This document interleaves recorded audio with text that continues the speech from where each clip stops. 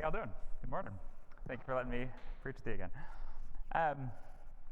One of the most prominent and persistent themes in Scripture is the idea that God makes covenants with human beings.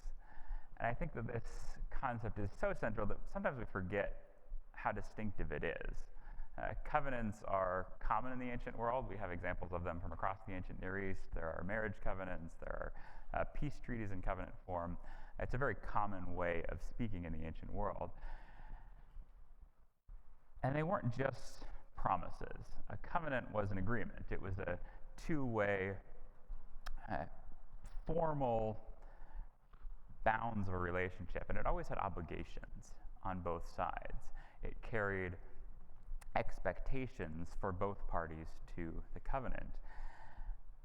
And as I said, there are lots of these around the ancient world. And yet what's distinctive about the biblical tradition is establishing covenants between God and people. Gods are frequently mentioned in ancient covenants, but they're mentioned as witnesses. They're not parties to the covenant. You appeal to the gods. It's your job to make sure that those of us who are part of the covenant will maintain it.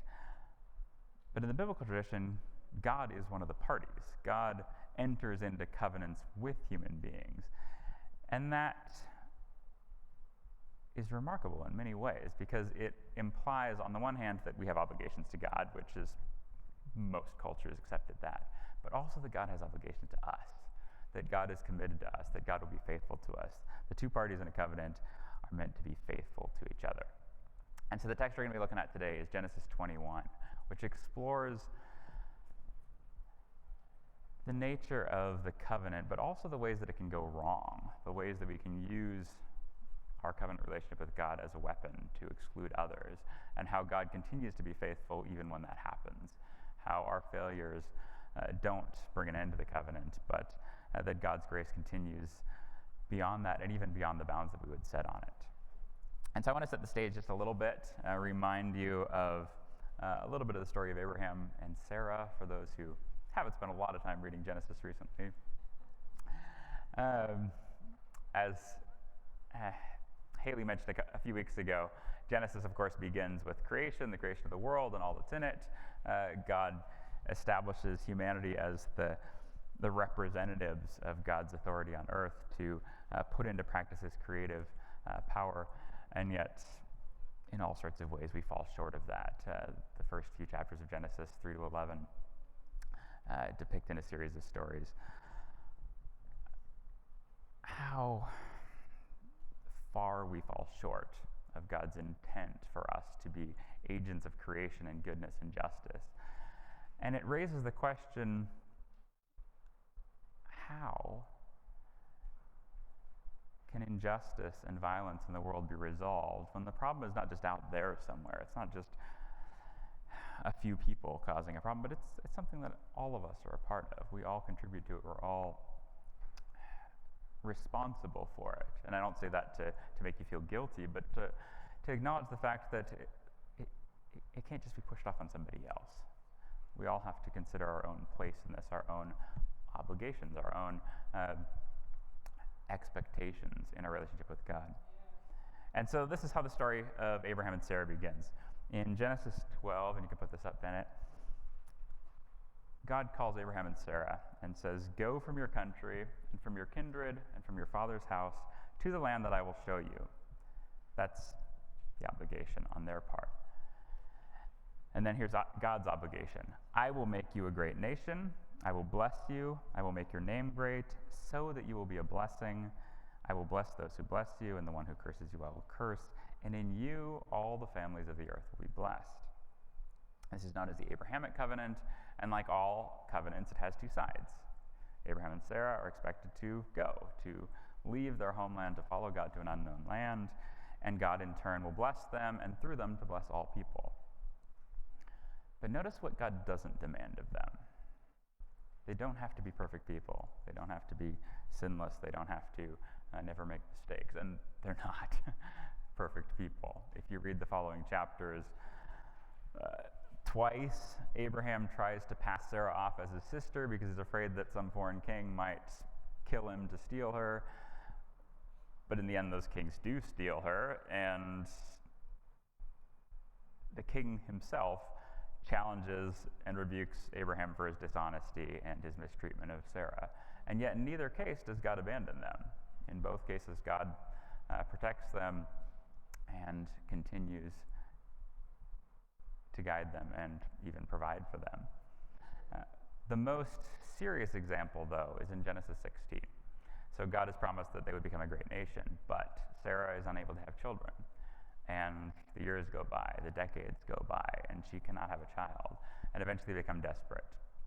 And so in Genesis 16, Sarah sends her servant Hagar to Abraham to have a child in her place. And it works. Hagar becomes pregnant. She has a child. She names him Ishmael.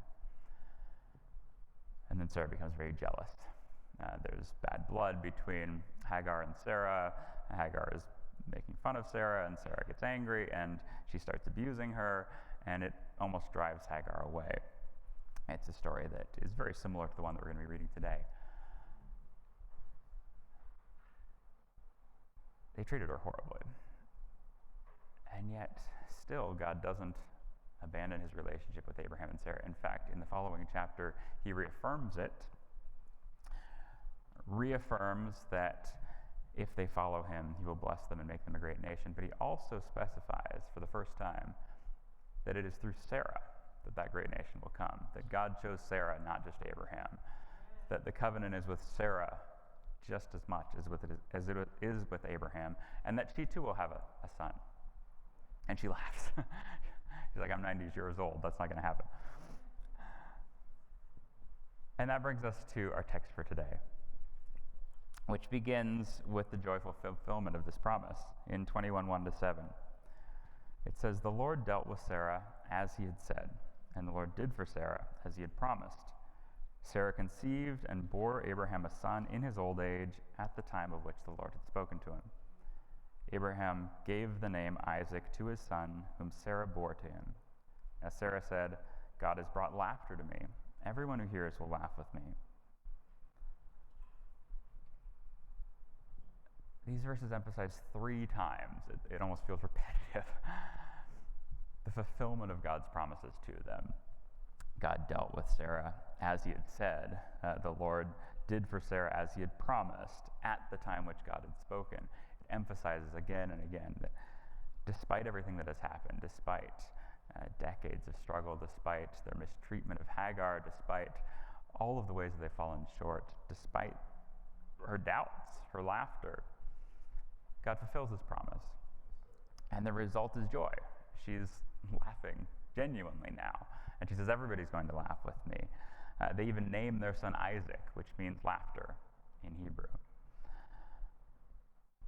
This is a moment of profound happiness, and it's a reflection of the grace of God that underlies the whole biblical narrative.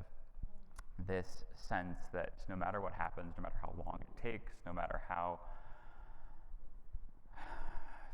far we wander, God doesn't abandon us. The covenant commitment remains. And that's true of Abraham and Sarah, but it's also true for us. As Christians, we live under the new covenant, inaugurated in Jesus, and it too reflects this 2-part obligation. It's built on the faithfulness of God, even when we screw up. It doesn't depend on us being perfect, but it does come with obligations for us. It does make demands of us. God did not just make promises, God also asked something of them to step out in faith, and we're asked the same. And the story of Abraham and Sarah shows that that's oftentimes not very easy. They spent most of their lives wandering, childless, homeless. They faced decades of health concerns. They faced family strife and conflict. And maybe some of you experienced those same things. For some of us, a life of faith is not a garden path, but a life of wandering, feeling like a stranger in a strange land. It can mean years of praying for healing, praying for restoration, praying for a child, and not seeing an answer. And this text reminds us that even in the midst of those, God is still there, even if you don't see it. And there are these moments when the clouds clear, when there's this moment of joy and relief, when suddenly, oh, yes, you were here, and you do want good for us, and there is hope. And they have that here. And yet, if the covenant has obligations for them as well, how do Abraham and Sarah respond to this great moment of joy when God finally fulfills his promises? What do? And that's where the story takes a darker turn. In 21:8-10, it says, "The child grew and was weaned, and Abraham made a great feast on the day that Isaac was weaned. But Sarah saw the son of Hagar the Egyptian, whom she had borne to Abraham, playing with her son Isaac. So she said to Abraham, 'Cast out this slave woman with her son, for the son of the slave woman shall not inherit with my son Isaac.'"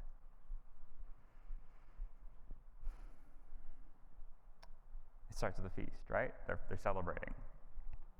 They're joyful for what God has done for them. And yet in the midst of that joy, Sarah sees Ishmael joining in the fun.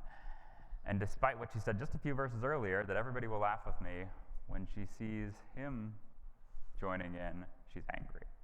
And it's a little bit unclear what she sees. The Hebrew is very brief.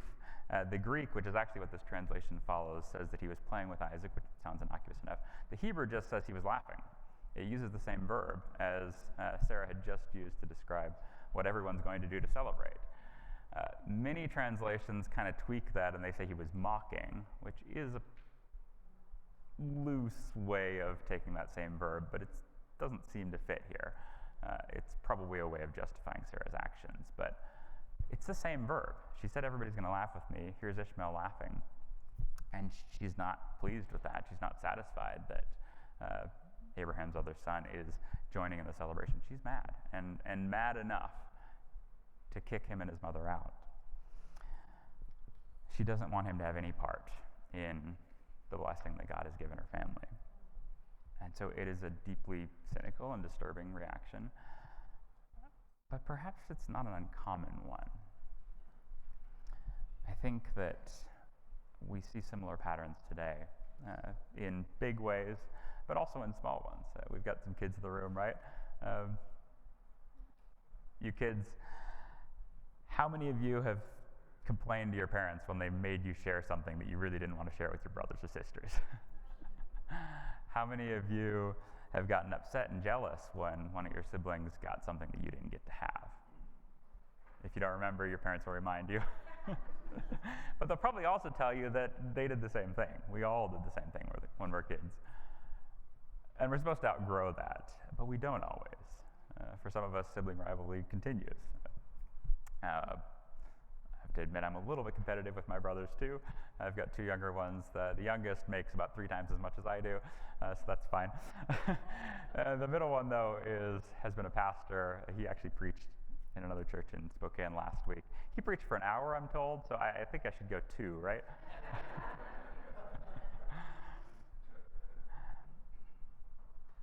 It's not always just that, though. The ways in which jealousy and protectiveness lead us to exclude others infect so much of our society. Think about, every supermarket in America has a line of tabloids at the checkout counter, right? Celebrity breakups and political scandals. Why are they there? Like, who buys them? I don't know who buys them. They're there because we get a twinge of pleasure out of seeing that. Somebody that's got everything, has all the power, all the money, to see them fall, it makes us feel kind of good. I don't know why. Germans call it Schadenfreude. It means joy in someone else's misfortune. But that feeling, it destroys relationships. It disrupts communities. It's why our political system is so broken, because we don't want the other side to win. We don't want our rivals to succeed. We want to see them fall, and so we're not willing to work with them. And those that we see as rivals, we often want to push out. We don't want them to be here at all. Think about something like immigration. We call ourselves the land of the free, the home of the brave. We are a nation of immigrants. We trace our history to this melting pot of people fleeing oppression in other countries and coming here, and yet today we set strict limits on immigration. There are hard boundaries on how many people from which countries can come, and if you try to come without meeting those limits, then we harshly punish those who try to cross the border without authorization. We pride ourselves on being a land of freedom and opportunity and prosperity, and yet in order to protect our own freedom and prosperity, we exclude others from it. We don't allow all who would like to join us in those to come. In the case of Sarah and Hagar, it's understandable that there would be bad blood between them. It's understandable that Sarah would be not entirely happy having the child of another woman in her home. Even in the best of circumstances, mixed marriages can be complicated. And yet, this is more than that. Look at how, you can put that text back up there, how Hagar is described here. Hagar the Egyptian is how the narrator calls her. The Egyptian, of course, flags her as a foreigner, but even the name Hagar. Will Gaffney, in her book Womanist Midrash, has noted that Hagar is not a female name. In fact, it's not a name at all. It's Hebrew, not Egyptian. It's a variant of the word that means the immigrant, Hagar. It means the foreign thing. It is something that she certainly was not named at birth. It is probably what members of Abraham's household referred to her as. It flags her as an outsider, as someone marginal to the family, and identifying her in this way deliberately marks a boundary between her and the rest of the family. And Sarah goes even further. She doesn't even name Hagar or Ishmael. She just refers to her as the servant woman or the slave woman, that slave woman, to draw the boundary even more starkly. She emphasizes her lower social status, her status as a slave, which in the time in which this story takes place had legal consequences. Now, the law of Moses doesn't exist yet, but there are legal codes all over the ancient world. The most famous is the laws of Hammurabi, for instance, written in the 18th century BCE, around the same time that Abraham and Sarah were probably alive. In the laws of Hammurabi, there is a distinct social distinction in how the laws are applied. Male citizens are protected in all sorts of ways. Women, slaves, foreigners do not receive the same protections. So famously, the law eye for an eye and tooth for a tooth, which is found in the Bible, is also found in the laws of Hammurabi. It applies only to male citizens. If you knock out the eye of a male citizen, then your own eye will be taken. But if you knock out the eye of a slave, you pay a small fine. If you knock out the eye of a foreigner, you pay a small fine. Built into their legal system are different protections or lacks of protections for those that are identified as servants, as foreign. And so when Sarah identifies Hagar as a foreigner, as her slave woman, she's saying she doesn't deserve protection. There's no basis for that. Now, the biblical laws do reflect the social situation. They were also written in a patriarchal society that recognizes slavery as an institution.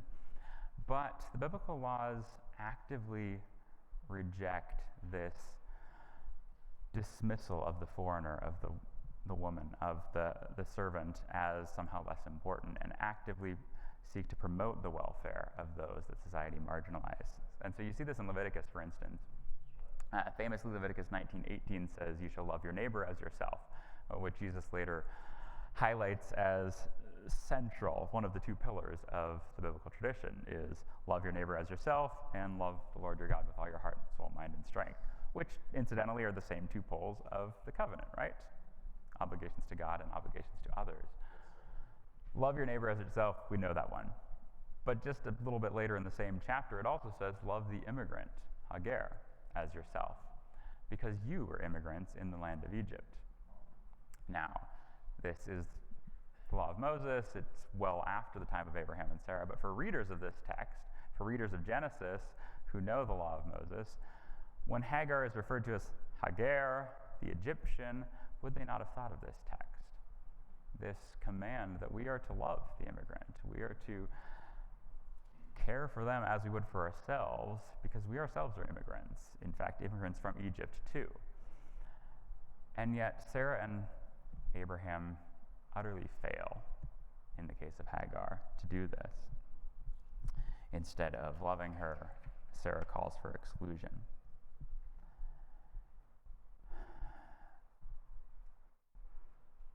And as I said, this is true of us too.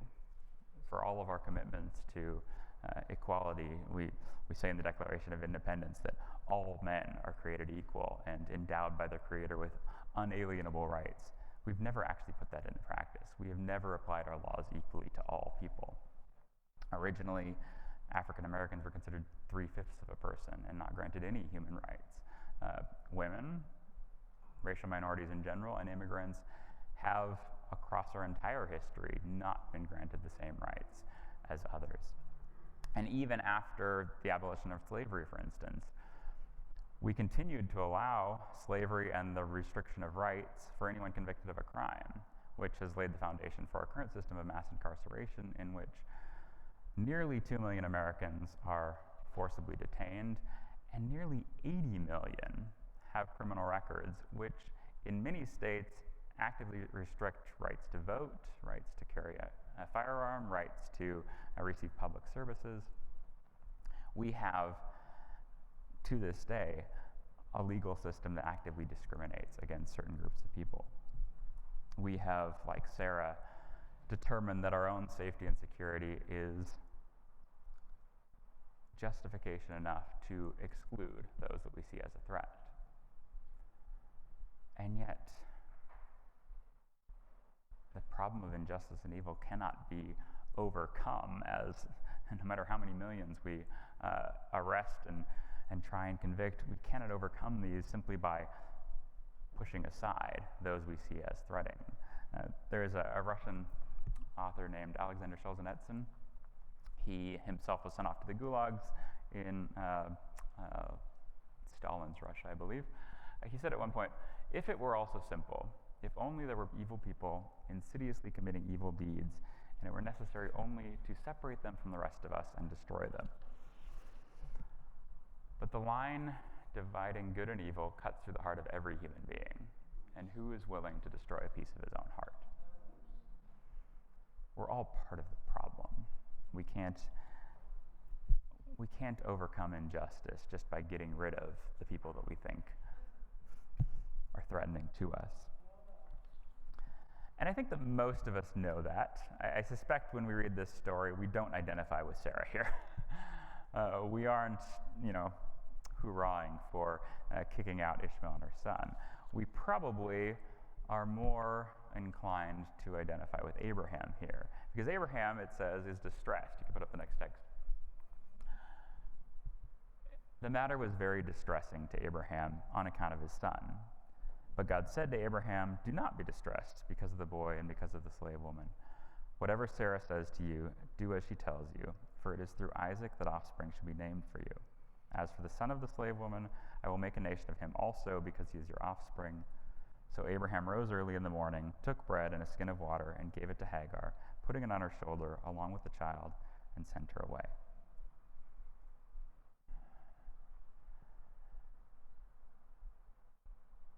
Abraham is distraught about this. The Hebrew literally says it was evil in his eyes.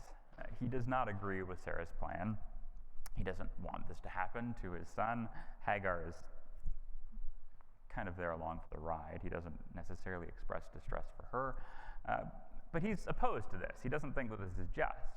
And yet, what does he do? Not much.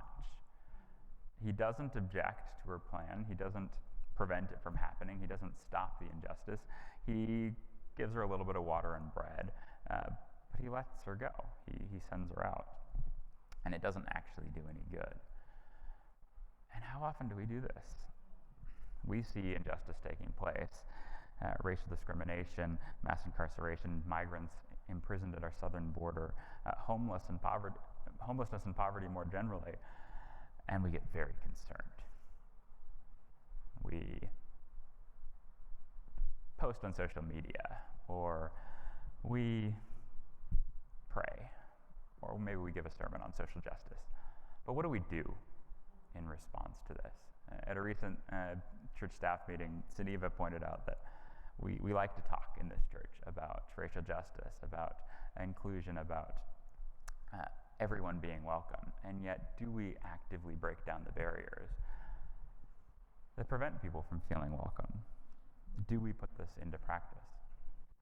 Do we put ourselves at risk for the sake of others?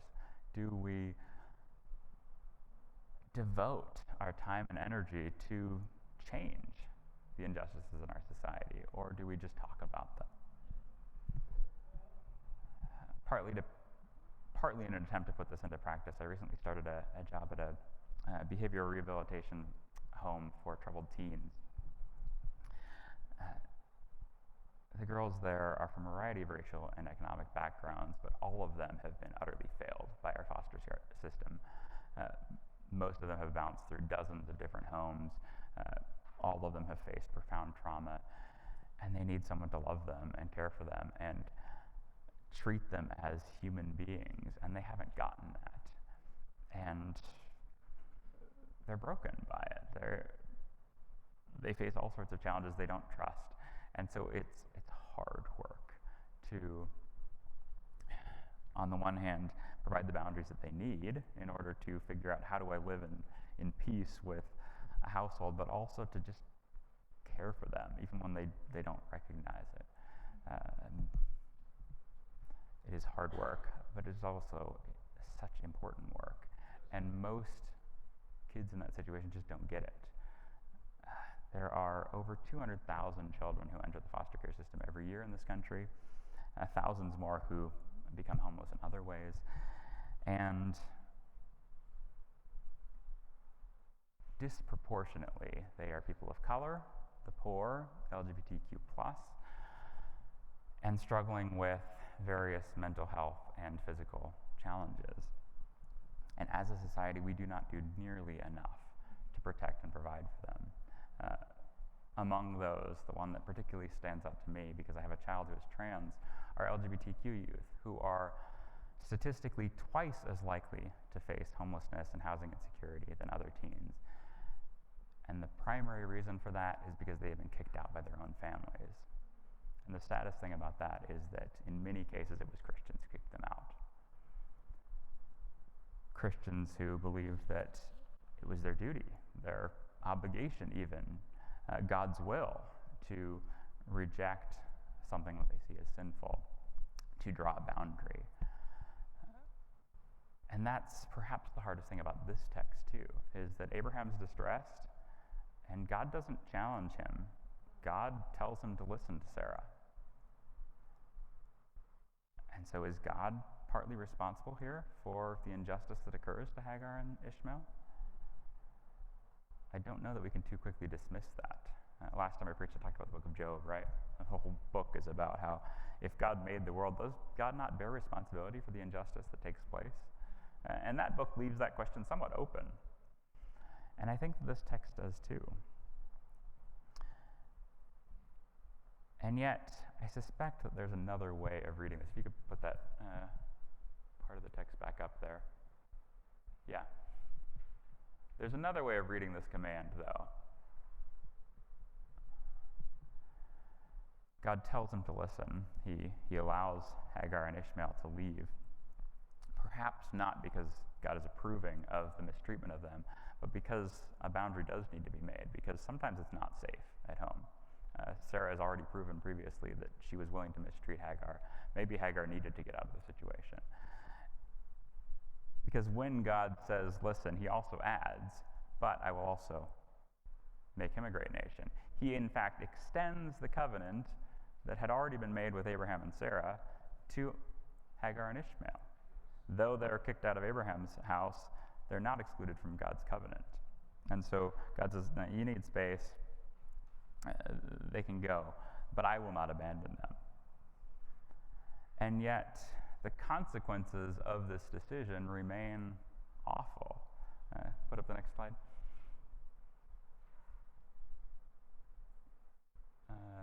go back one.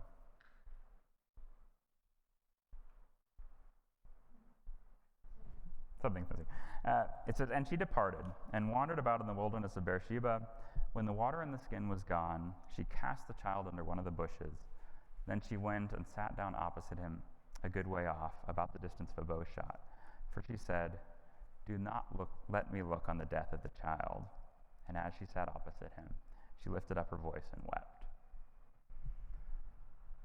Hagar and Ishmael nearly die in the wilderness. And the narrator slows down to force us to face this possibility. She can't even bear to see it. She sets him under a bush and she moves away because she can't handle it. It's too much. And as she's sitting there weeping, we're reminded that the wilderness that they've been driven out into, it's not just a nice place to camp. It is a lifeless place. It is a place that people die. And in our day too, injustice is not just being mean to people. It can lead to people dying. Our immigration system leads to the deaths of hundreds of migrants, according to the Border Patrol, every year. Homelessness leads to the death of thousands of Americans through preventable causes such as exposure. The systems that we have established to protect ourselves, that push others to the side, very often can and do lead to their deaths. And that is something that Hagar and Ishmael faced. And so do we not bear responsibility for that? Do Sarah and Abraham not bear responsibility for the consequences of their choices? And yet that's not where Hagar's story ends. Now you get that one up. And God heard the voice of the boy. And the angel of God called to Hagar from heaven and said to her, what troubles you, Hagar? Do not be afraid, for God has heard the voice of the boy where he is. Come, lift up the boy and hold him fast with your hand, for I will make him a great nation. The text started with this threefold repetition of God's faithfulness to Sarah, right? Now it ends with a threefold repetition of God's care for Hagar and Ishmael. God heard the voice of the boy. God has heard the voice of the boy.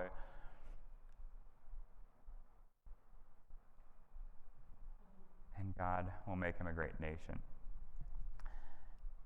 The bounds that have been established, the exclusion that Sarah and Abraham mark between themselves and Hagar and her son, God overwhelms those. God extends beyond those. God's grace is not limited in the ways that Abraham and Sarah try to limit them.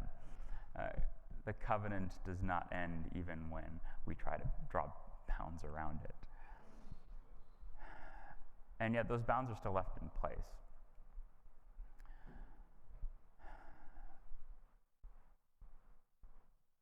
There are times when it's not just that others are a danger to us, but that we're a danger to others. There are those among us who don't feel comfortable coming to church or even being around Christians because they don't feel safe with us, because they have been excluded, because they have been abused or gaslit, or they know others who have. And it's tempting to think, on the one hand, that the problem is them, that they've left us and they should be here, and not consider that the problem may be us, that we have not provided a safe space for them. But it's also tempting to think that if they've left us, then they've left God. And this text insists, no, even outside of the bounds you think that the covenant has, God's grace, God's presence is there just as much for those we would exclude. And so at the end of the day, God's grace is sufficient, not just for us when we fail, but also for those that we hurt. And that doesn't necessarily mean they'll come back to us. It means that God's grace is present for all people, even those that we think shouldn't have any place in it. And if we think about this in terms of the new covenant, what did Jesus spend most of his time doing? Hanging out with those that the religious leaders of his day thought didn't deserve it. The poor, the marginalized, women, foreigners, those called sinners, those excluded, those not considered to have any part. Those are the ones that Jesus ate with, drank with, spent his time with, healed. and forgave. And so God's going to do what God's going to do. The covenant is not limited by our perceptions of what's right and wrong. And yet, what are we going to do in response? If the covenant is first and foremost two-way, if it has obligations for both of us, then how do we stand in solidarity with those that have been marginalized, those who have been excluded? How do we put our own privilege at risk for the sake of others? How do we join in God's grace for the excluded? Let's pray. Lord, thank you for your grace. Thank you that no matter how poorly we reflect your love, that you don't abandon us nor those we exclude, that you are there with us and with those that we as a society have pushed to the margins. Give us hearts of compassion for the poor, for the immigrant, for those marginalized due to their race, nationality, gender, sexuality, or identity. Remind us of our own responsibility to be a blessing to others and to use our privilege to stand alongside those in need. Amen.